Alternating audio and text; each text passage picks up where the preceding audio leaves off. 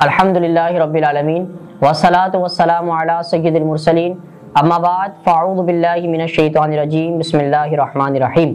الحمدللہ رمضان مبارک کا جو سلسلہ جاری و ساری ہے، ہم روز کی بنیاد پر آپ کو رمضان مبارک کی فضیلت، اس کی اہمیت، روزوں کے معاملات قرآن و حدیث کے حوالے سے ذکر کر رہے ہیں۔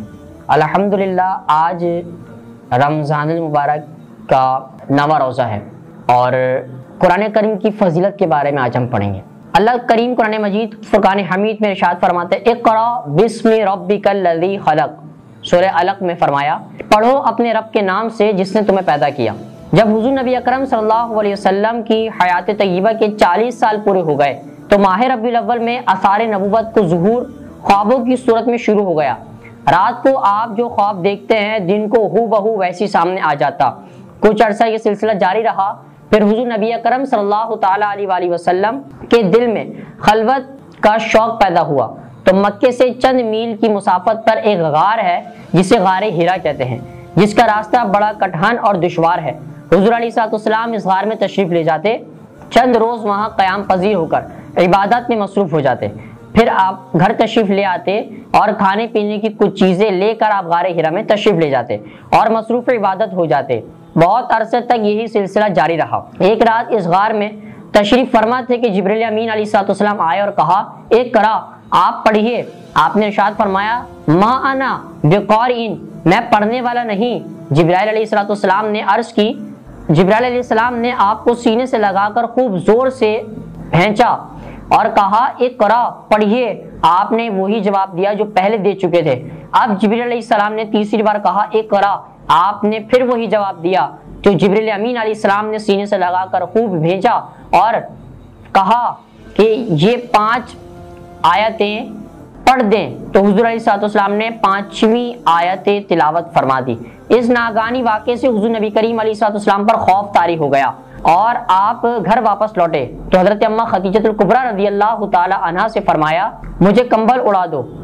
پھر حضرت خدیجہ رضی اللہ تعالی عنہ آپ کو تسلی دیتے ہوئے اپنے چچا زاد بھائی ورقہ بن نوفل کے پاس لے گئیں۔ ورقہ بن نوفل انجیل کو عبرانی زبان عربی میں لکھا کرتے تھے۔ عیسائیوں کا بہت بڑا راہب تھا اور اب بوڑھا ہو چکا تھا، بینائی کمزور ہو چکی تھی۔ حضرت اماں خدیجہ الکبریٰ رضی اللہ تعالی عنہ نے کہا اے میرے چچا کے بیٹے، اپنی بھتیجی کی بات سنو۔ ورقہ نے کہا بتائیے۔ آپ نے کہا آپ نے کیا دیکھا ہے؟ سارا واقعہ گوش گزار کیا۔ ورقہ نے سارا ماجرا سن کر کہا آپ پر وحی لانے والا فرشتہ نازل ہوا ہے جو حضرت موسیٰ علیہ السلام پر نازل ہوا کرتا تھا۔ کاش میں اس وقت طاقتور ہوتا، کاش میں اس وقت طاقتور ہوتا، کاش میں اس وقت زندہ رہتا جب قوم آپ کو جلا وطن کرے گی۔ حضور نبی اکرم صلی اللہ علیہ وسلم نے استفسار فرمایا کیا قوم مجھے یہاں سے نکال دے گی؟ ورقہ بن نوفل نے کہا بے شک جو شخص اس چیز کو لے کر آیا ہے جیسے آپ لے کر آئے ہیں اس اذیت اور تکلیف ضرور دے گی۔ اس وقت تک اگر میں زندہ رہا تو آپ کی بھرپور مدد کروں گا۔ پھر ورقہ بن نوفل کا جلد ہی انتقال ہو گیا۔ اس طرح نزول قرآن ہوا۔ قرآن مقدس کا یہ اعجاز ہے کہ آپ اپنی تاریخ خود ہی قرآن کریم بتاتا ہے۔ انا انزلناہ فی لیلۃ القدر، سورہ قدر میں اللہ نے فرمایا ہم نے قرآن کریم لیلۃ القدر میں نازل فرمایا۔ لیلۃ القدر کے بارے میں تفصیلاً ذکر آ چکا۔ رمضان شریف کے آخری عشرے کی طاق راتوں میں لیلۃ القدر ہے اور جس لیلۃ القدر کو نزول قرآن ہوا اس سے اگلا دن سوموار کا تھا۔ حضرت ابو قتادہ رضی اللہ تعالی عنہ نے بارگاہ نبوت میں عرض کی یا رسول اللہ صلی اللہ علیہ وسلم آپ پیر کا روزہ کیوں رکھتے ہیں؟ تو حضور سرور کائنات صلی اللہ علیہ وسلم نے ارشاد فرمایا مسلم شریف حدیث سے فیہ ولدت وفیہ انزل علیہ، میں پیر کو پیدا ہوا اور پیر ہی کو مجھ پر قرآن نازل ہوا۔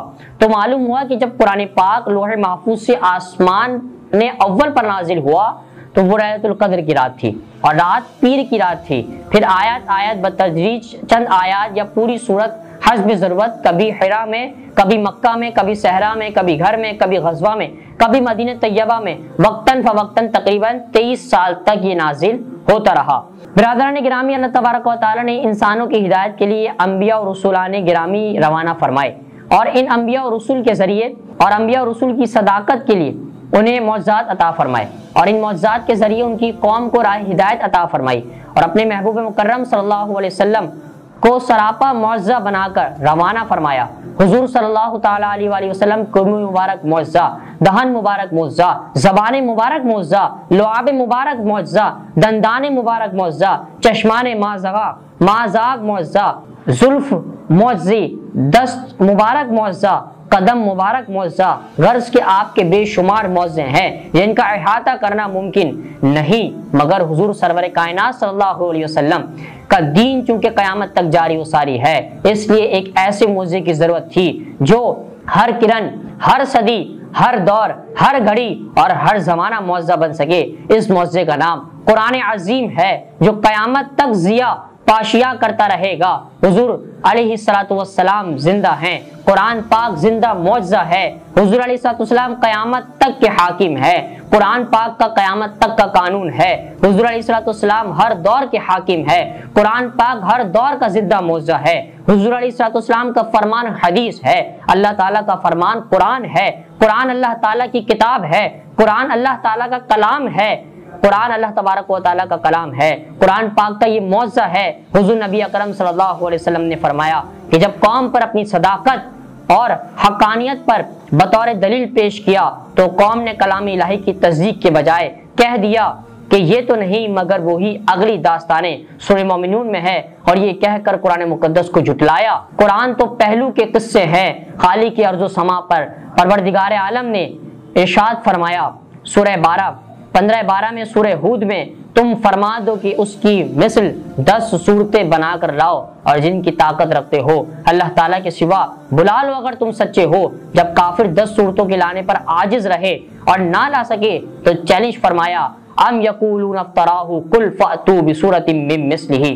سورہ یونس میں اللہ نے فرمایا کفار یہ کہتے ہیں کہ حضور علیہ السلام نے قرآن کو خود گھڑ لیا ہے، اے محبوب صلی اللہ علیہ وسلم تم فرما دو کہ اس کی مثل ایک چھوٹی سی صورت بنا کر پیش کرو، مگر عرب کے فصحاء دب گئے، شعراء حیرت زدہ رہ گئے اور کوئی بھی آواز نہ اٹھا سکا، سبھی کے اوپر لرزہ طاری ہو گیا، آپس میں چیمہ گوئی کرنے لگے، ہم میں سے کوئی بھی اس کی مثل صورت پیش نہیں کر سکتا۔ تو بارگاہ لم یزل سے ارشاد ہوا وَإِن كُنتُمْ فِي رَيْبٍ مِّمَّا نَزَّلْنَا عَلَىٰ عَبْدِنَا فَأْتُوا بِسُورَةٍ مِّن مِّثْلِهِ وَادْعُوا شُهَدَاءَكُم مِّن دُونِ اللَّهِ إِن كُنتُمْ صَادِقِينَ۔ فرمایا سورہ بقرہ میں، اور اگر تمہیں شک ہو اس میں جو ہم نے اپنے بندے خاص پر نازل فرمایا تو تم اس جیسی ایک صورت تو لے آؤ، تو اللہ تعالیٰ کے سوا اپنے سب حمایتوں کو بلا لو اگر تم اس بات میں اپنی سچے ہو۔